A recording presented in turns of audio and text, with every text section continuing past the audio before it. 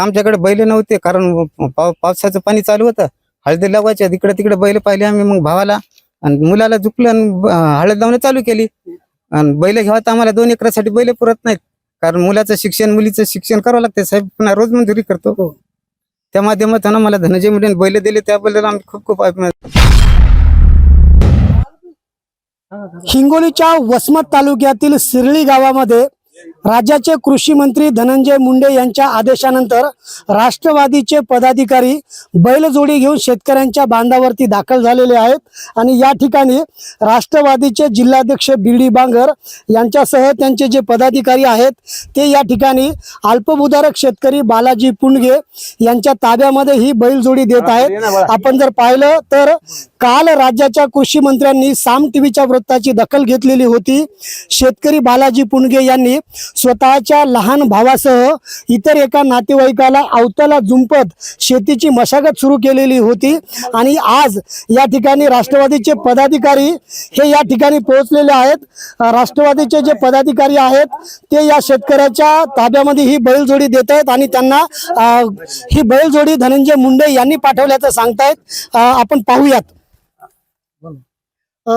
या ठिकाणी तुम्ही या ठिकाणी दाखल झालेला आहात, हे सगळं ताब्यात त्यांनी तुम्ही दिलेलं आहे. काय सांगाल शेतकऱ्यांना धनंजय मुंडेंचे काय त्या ठिकाणी आदेश होते आणि काय सूचना दिलेली आहे?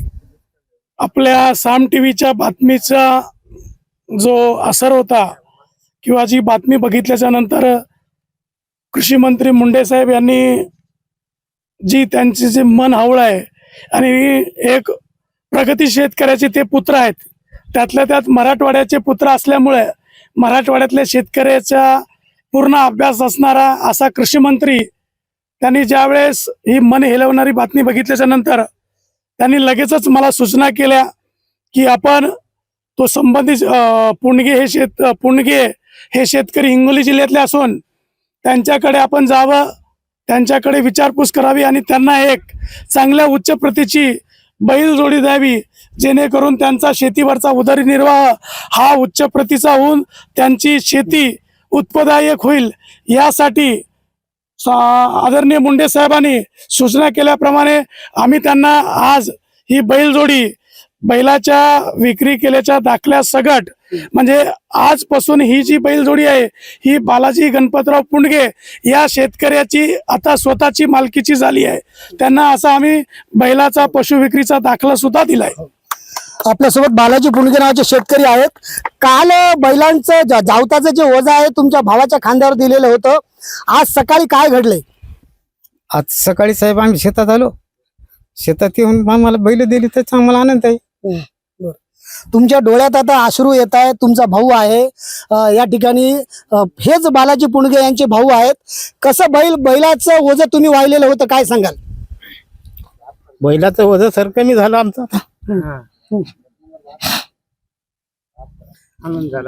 आनंद झाला. बर, या तुमच्या डोळ्यामध्ये आनंद अश्रू येत आहेत. जे कृषी मंत्री आहेत धनंजय मुंडे यांनी तुमची बातमी पाहिलेली होती आणि त्यानंतर कसं बैल नसल्यामुळे काय अडचण यायची तुम्हाला? हाताना ओढायचा.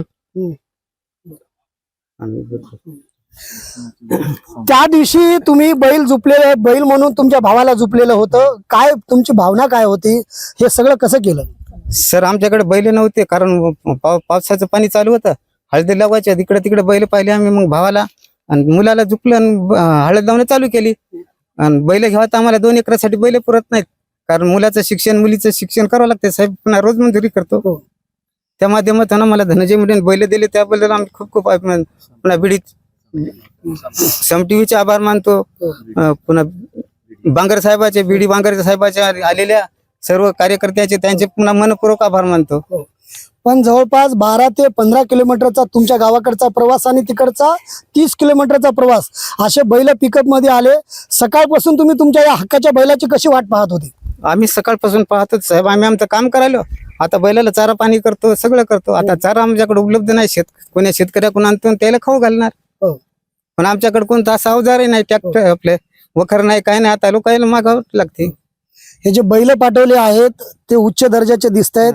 कोणत्या रंगाचे हे बैल आहेत आणि आता तुमची पुढचे काम काय काय करणार याच्यावर? आता पुढे याच्यावर साहेब आम्ही आता पेरणी करणार, पुन्हा हळदी दुंड मारणार, पुन्हा नंतर सोयाबीन झाले की त्याची पुन्हा आम्ही गव्हाची पेरीसाठी आम्हाला हे करणार धंदा. तुमच्या जीवनातला सर्वात आनंदाचा क्षण हाच दिसतोय. तुमच्या भावाच्या डोळ्यामध्ये अश्रू आलेत, ज्यांच्या खांद्यावरती अवताचं ओझं दिलेलं होतं. आता हे ओझं तुम्ही या बैलाच्या खांद्यावरती देणार.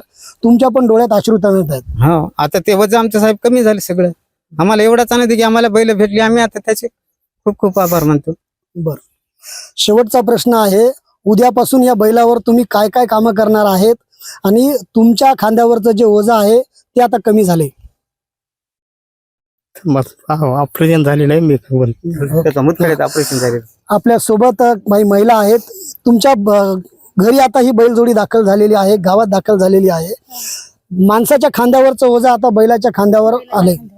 हो ना, आता एवढीच आम्हाला होती की माणसं लावून करण्यापेक्षा आम्ही शेजाऱ्या बाजाऱ्याला मागत होतो, पण आम्हाला टायमाला कोणी देत नव्हतं.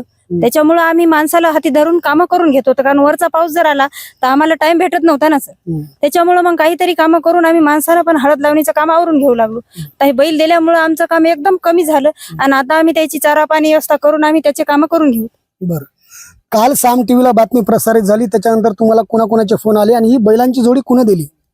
आता हे मुंडे साहेबाचे म्हणाले, तर आता आम्हाला बी त्याची माहिती नव्हती. आम्हाला फोन यायले तर म्हणाले तर बैल जोडी येणार, पण असं माहिती नाही ना खरोखर येईल म्हणून. आता शेतकरी कसं आहे, शेतीच्या कामात मग्न असते आणि बैलजोडी यायले म्हणून अशी वार्ताहर पसरवायले, बुवा इकडे चर्चा करायले, तुम्हाला बैल आले, तुमच्या घरी बैल आले, पण आम्हाला असं खरं वाटत नव्हतं ना बैल येतीलच म्हणून. एवढ्या म्हणजे 2 दिवसात आम्ही आमच्या कामाला आलेले हे आज. पण आता बैलाच्या माणसाच्या खांद्यावरचं ओझं आता बैलाच्या खांद्यावर, पण ते बैलाच्या खांद्यावर आलं तरी पण आम्ही ते आमचं स्वतःच्या मुलाबाळासारखं करून त्याची सेवा करूनच आम्ही त्याचं ते काम करून घेणार. त्याच्याकडून आता अवजार करायची, याचे अवजार करायचे, आम्हाला वखर नाही काही नाही. ओके, समाधानी मन झालं तुमचं? समाधानी मन झालं साहेब. समजा वैयक्तिक हेच झालं ना, माणसाचं एक कुटुंबात. बैलांचं या ठिकाणी तुम्ही ताबा शेतकऱ्याला दिला आणि या शेतकऱ्याच्या डोळ्यात अश्रू आलेत. नक्कीच, कारण मी पण एक शेतकऱ्याचा मुलगा आहे.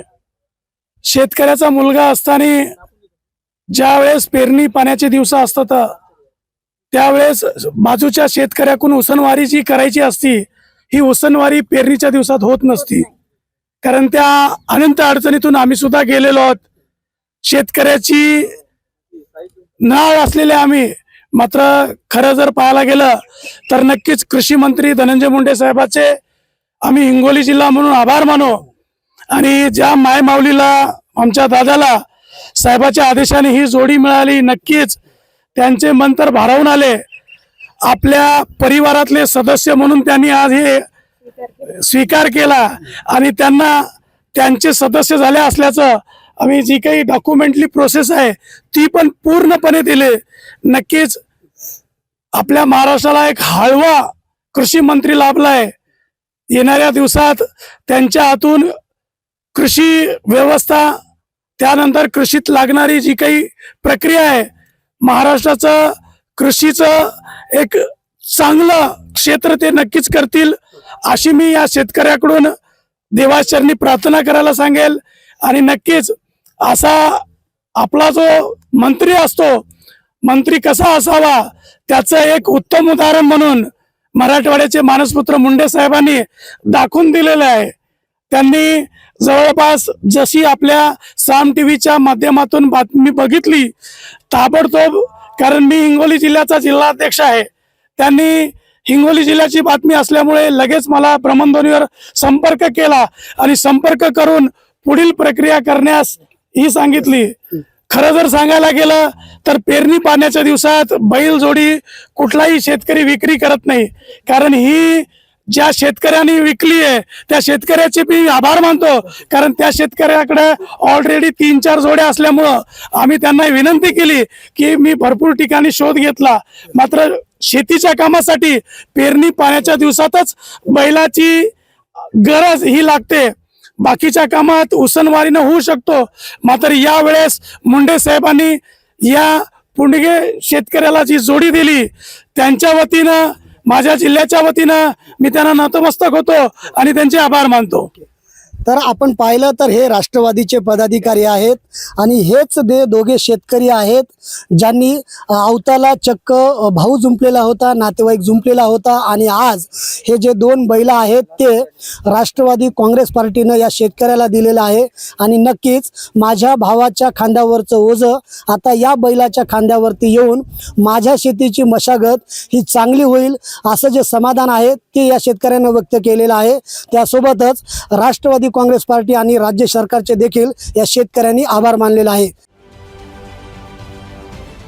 महाराष्ट्रातील सर्व बातम्यांचे विश्वासार्ह व्यासपीठ, सकाळच्या सर्व सोशल मीडिया प्लॅटफॉर्मला लाईक, फॉलो आणि सबस्क्राईब करा. तसंच सर्व नोटिफिकेशनसाठी बेल आयकॉन प्रेस करायला विसरू नका.